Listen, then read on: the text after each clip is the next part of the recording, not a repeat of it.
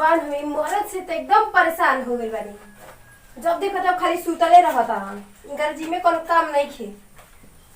ओए उठी देखी तो ऐश्वर्य भगवान कपार पर निकल के आ गए ना, अभी तक सुतले बानी। का आगे कर लगल बा। अबे 5 कट्ठा अभी खेत कोड़ के आइल बन, देह दुखाता। अभी तनी मोर के सुते दो। सुते ना दो, हिली पानी पी ली। पानी पी ले, पानी पी के जाई।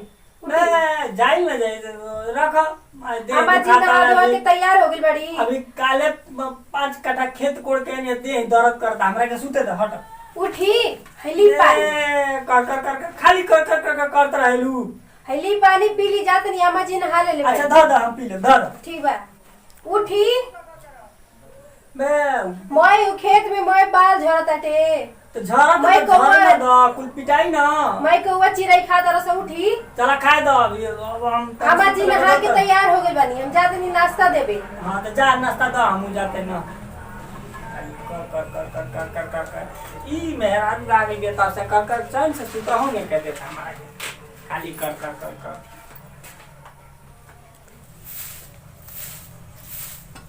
मैं कोई काम जाता नहीं। हाँ जाता नहीं ऐसा बाकी कुछ बढ़िया से तनी झाड़ झूड़ दिया ठीक ना।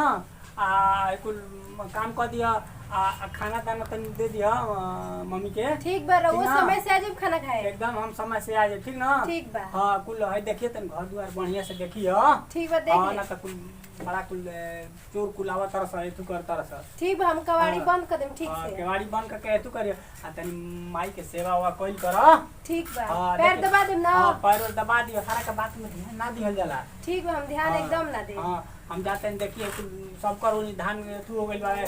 हमहू जाई अपन कुल तू हो जाओ। ठीक बा। रउआ निश्चिंत रही आके खाना खा ले। ठीक ऐसा मानो दूसरा के बात पे विश्वास ना कइल जाला। अपना बात पे ध्यान दिया जाला। आप बढ़िया से कुल काम करिए घर के ठीक ना। ठीक बा। हाँ हम जाते नहीं तू कहे समय से हमहू आ जाई। ठीक बा। मम्मी के तन ध्यान दी है बढ़िया से। ठीक बा। पैर दबा दे एकदम। खाना वाना दे दे। पैर दबा दिया ठीक बा। चल ना तो। हां चलो ठीक।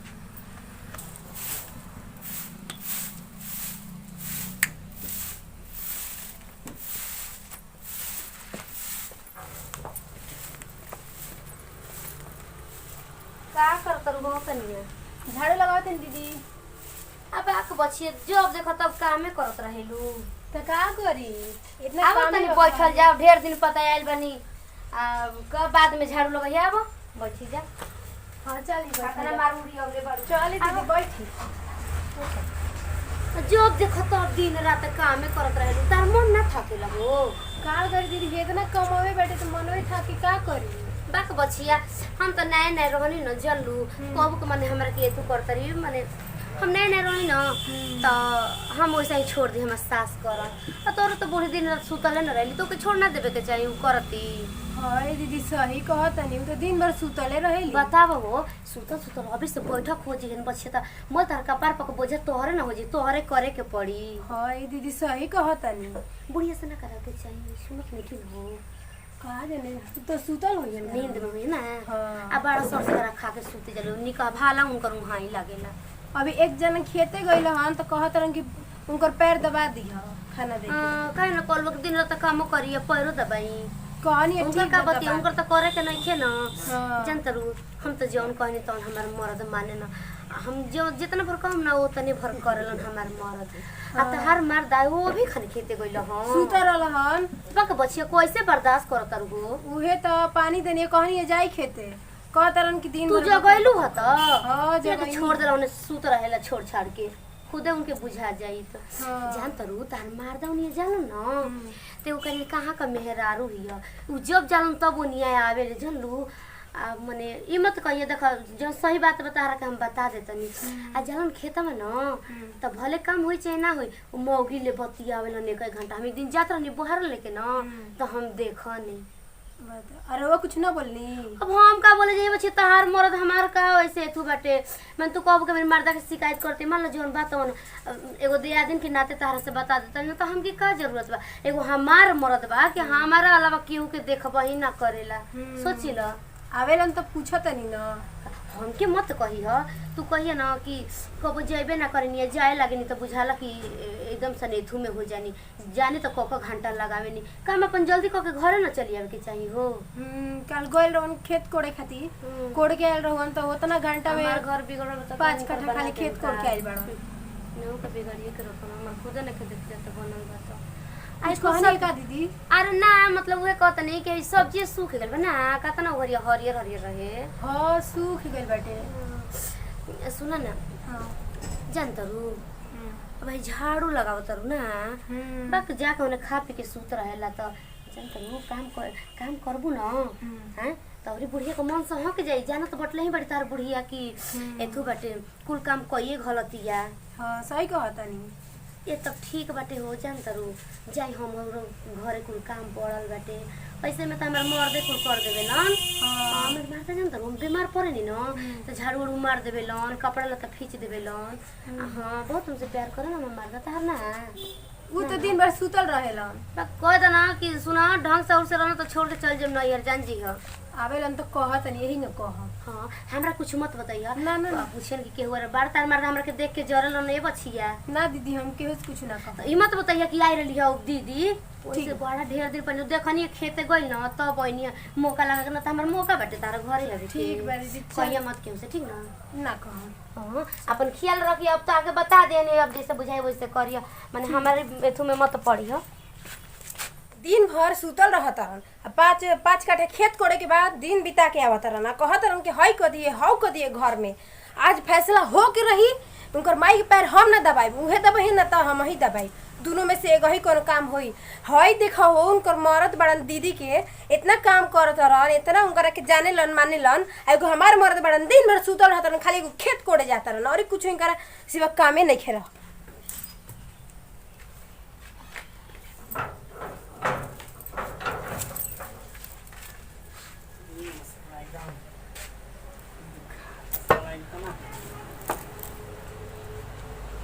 कहाँ बड़ हो पहले आओ पानी वानी ले पा काहे किसी आई काहे किसेल बनी जा तनी मनी काम रहत त हेतना देर बिता दे तनी जाके का पानी कर वानी का यही तरह कोड़ा जाई कोनो हर ह ट्रैक्टर रख जोता जी देखा एगो फरुआ से धीरे धीरे कोड़े के पड़ता तबो जल्दी जल्दी कोड़ के आ जाए के चाहिए तो जल्दी जल्दी का छोड़ के चली आई कोड़ी ना खेतवा नहीं कोड़िए के आईती बाकी जल्दी आईती नहीं काहे कौन बात बा काहे बड़ा झगड़ा हो होला काम ऐसे नहीं हाँ। उनकर तो ये काम बाकी खा के सूत जाता रही जाके गोड़ दबावा हमसे ना दबाई गोड़ो। ए भाई ये बड़ा का हो गइल बता काहे है ना बोलत हमके कुछ भइल नहीं खे हां ना नहीं कुछ भइल बता रहा ये तो ना बोलेलू यही तरह बोले नहीं रउआ के ढेर लौकत है बरा हमर काम देखत तरू गरमाइल बड़ू अलग है तो का करी इतना देर ले रहा त का करब हम अरे देरी ले कमाओ ना करे करनी हां कमाओ ना करे करे नहीं है रउआ हम देखे जाता नहीं क्या करता नहीं जा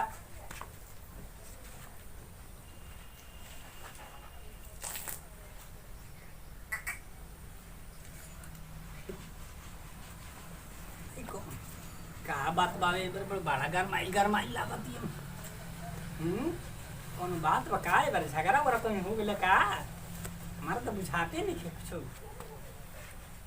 हमारा तो कुछ डाउट लागता बुझाता कि कौन आके कुछ समझा देली ऐसा का ये तरह तो ना बोलत रही लागता कौन बात जरूर बा कौन दिन भर खाली हमारे की करे के पड़ता के लेहना डालो तो गोरो की नादी लगावा खाली हमारे जिम्मे रहता के ई खाली घूमी हन एने से ओने एकर माई सुतल रहियन ओकरा बाद हम गोड़ ओड़ी कर दबाई ये भइल बड़ी और की में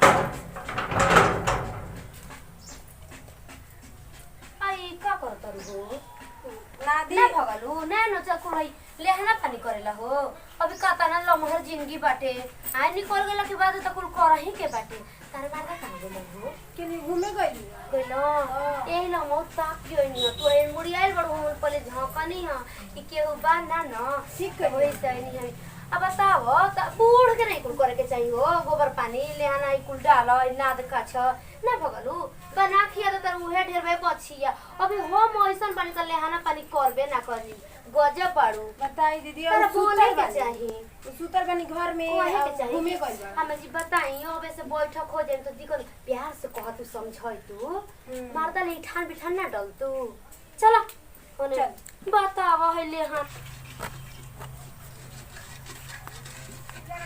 गणेश भैया अरे यार हम तो जानते ना रहनी हो तार मेहरारू एकदम पूरा घर फोड़ने दिए हमारे मेहरारू के घर इतना मने बिगाड़ देले दिए समझा के चलो हमारे संगे आओ आवा तारा के एमा जब पागल हो गलो का हम पागल ना है मेरे रुसनिया तो चलो आवा आखी के सोझा दिखा देतनी गलती क्या मर दे तू नहीं बिना मतलब के बात बतियोला बड़ा हम मेरे रु आदल सुबह सुबह हम मेरे रु कहीं जाले घर छोड़ के हमारे पति एक विश्वास नहीं थे तो कैसे विश्वास करी हम अपन मेरे रु को वो जानते की आवा तारा के दिखा दी तो विश्वास मनबो ना अरे रहो भाई हमके कचहरी अरे जाके भाई आओ ना 2 मिनट खाली आओ तारा के हम दिखा देतनी तब ना तू आ मत हम मेरा अच्छा हम करू बताओ हयो है तना सुंदर हाथ लेके है अरे बड़ा ही बदबू करला ये राम हमार तो देख नहर में घुसो रहा लेकिन ए नहर में तो हमर भइल बा लेकिन हम कोइले नहीं थी गाय भैंस को लग सब लेकिन हमार हमके कहे न जाना हम कोइले ही नहीं सब हम का जाना का करिए दीदी हम नैहर में कोइले ही नहीं की लेकिन ए जा के सब करे के पड़ता जो अच्छा नहीं करे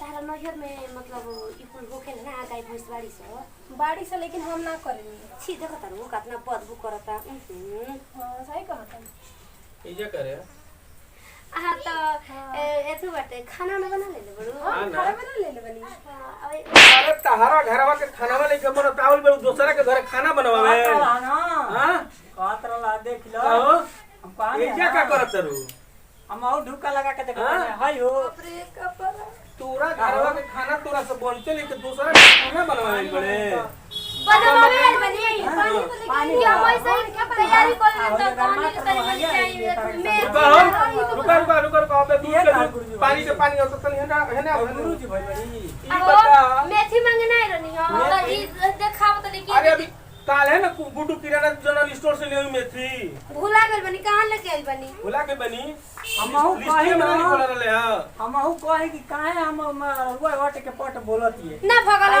कोई दिन पट कपट बोलते तारे मौगी के सिखाव तनी का चढ़ाव तारा औरी अरे हम तारे मौगी लइका बिया का कि तारे मौगी के सिखाव तनी पढ़ाव अरे तो तू का करे बड़ू दूसरा के घरवा तो पहले यही के जवाब दो ना काय कुछ नहीं करता घटल पड़ल रहता तो दूसरे के घर वाले काम चलावता तू नहीं हमसे कहू तो कल हम किराना जनरल स्टोर से लेऊ ना सामान ओमे नहीं खे छूट गेल फूट गेल अच्छा ये बताओ ठीक बा अबे हम पूछ लेता नहीं कोनो दिक्कत नहीं तो के का कहत रहली है ये हमसे कुछ कह ना रलियो हां का हो का तारा के सिखावत रही अरे बाप रे कुछ ना सिखावत रलियो बस यही तरी आइल रलियो ना भगला देखा कि तार मारे के मन करता का तार मौगी कर सकी मारा तर हो हम के जे तुम के जंगल में झाक के देखत रही का तो कुछ ना करत रही हां ना सिखावत रलियो बस यही तरी घूमे आइल रलियो हो तू तो कहत कि हम मारदा हमार की नहीं तो तू जान ले अरे तो तोरा उसे का मतलब है भाई गजब हाल बटे मेरा रू है कि का है तू दूसरा के घरे का करे बड़े पहले बताओ ना तब केहू के घरे का करे जानी अरे हम कहें तो तू ना चल घर अरे हे कर तू ना मन करे लतिया दम अबे तू का करे बड़े यार काम से रनी चली घरे घर है ये तो कहती कि हम कुछ ना बतियौनी हो सही से तो वो ना मेथी ना मांगे रनी तो कोतरी दीदी गइया खाता नहीं के काजनी काहे सही से बता ना काहे क्यों ना ठीक दे बढ़िया से केहुनिया से सही से बता हां सिखा अब चलो तारा के मन त करत कि ये जन बट शादी लेकिन हेता ना आदमी बड़ा हम कुछ बोल ले की पाओ चल घर चल चल चल घर चल मारा तो का बनी जी चल तोरा के घरवा सागे में सब जन दे चल कहानी है ना आ तू सही से बताओ का करे रही है का करे रही सही से बता हैं सही से बताओ ना हमार मरल मुंह देखबे सही से बताओ का करे रही है हां सही में सिखावत रली है एमे क्यों तो सिखावत ले तो तरफ बताओ कना मार बोलो तुम को सना के बैठ जेबू अबे हैं हमहु कहि के ओइनी खेत से त काहे उल्टा पुल्टा बोलत है आज के बाद से केहू घरे आई ना अरे घुसे मत ठीक है हम केवाड़ी बंद कर हां केवाड़ी बंद कर करो हमहु कहि कि तू काहे तेरे तरह बोलत है ये तू के कान में के घर में आ मत दे आ नहीं तो तोरा के फोड़ भाग के देख के तेरे कहली है सब तू ये तरह के तने लोग के घर उजर ले लिए हां हम काहे तेरे बोले चल भैया नमस्कार भोजपुरिया समाज के प्रणाम बा आ भैया हमनी के वीडियो बनौले बनी जा और वह देखी आनंद करी इंटरटेनमेंट करी आ हमने के कोनो प्रकार के त्रुटि होके तो ओके क्षमा करी वो कुछ बोली। नमस्कार, प्रणाम। हमारा नाम अंजलि चौहान। हमार वीडियो के देखी, लाइक करी, शेयर करी। धन्यवाद। नमस्कार, प्रणाम। हम बारी सोनी सुहान और ये हमने के पारिवारिक वीडियो आप लोग के थोड़ा भी अच्छा लगी तो दिल से लाइक करम जा, शेयर करम जा, ज़्यादा से ज़्यादा शेयर करम जा, सब्सक्राइब करम जा और कमेंट बॉक्स में लिख के बताइम जा हमने की वीडियो कैसा लागल है और हमारा नियर मेहरा रही तो केहू के खींचम ना भैया। हम राइटर गणेश परदेसी सब भोजपुरिया के गोड़ छू के प्रणाम करता नहीं आ देखनी है ना ऐसा में ना रही तो घर फोड़बे करी है ना। लेकिन ये चीज से होशियार रह के बाकी कम से कम ए तरह के जोन बटे घर में कोनो औरत घुस के बदरेशन ना फैलाओ, कोनो फैमिली के जोन बटे ए तरह के तोड़ फोड़ ना करो। चूंकि ऐसा नहीं कुल जोन बटे समाज में सोसाइटी में ऐसा नहीं कुल औरतें घर के जाके जोन बटे बिगाड़ तरी, लेकिन वो तरह से सावधान रह के भैया कि ए तरह के कोनो औरत घर में एंट्री ना करे और हम कि तो राउर घर बिगड़नी बिगड़ है जाए। ना, हम तो देखे नहीं आप लोग के। लेकिन ये तो एंटरटेनमेंट करे खातिर हमनी के वीडियो देखनी है, लेकिन कुछ निष्कर्षों तो निकलता कि ये वीडियो के रहस्य क्या बटे। तो हमारे चैनल भोजपुरी मस्ती धुन के लाइक करम जा, कमेंट करम जा, शेयर करम जा और ये वीडियो के आगे तक ले पहुंचावे के कोशिश करम जा। जय जय।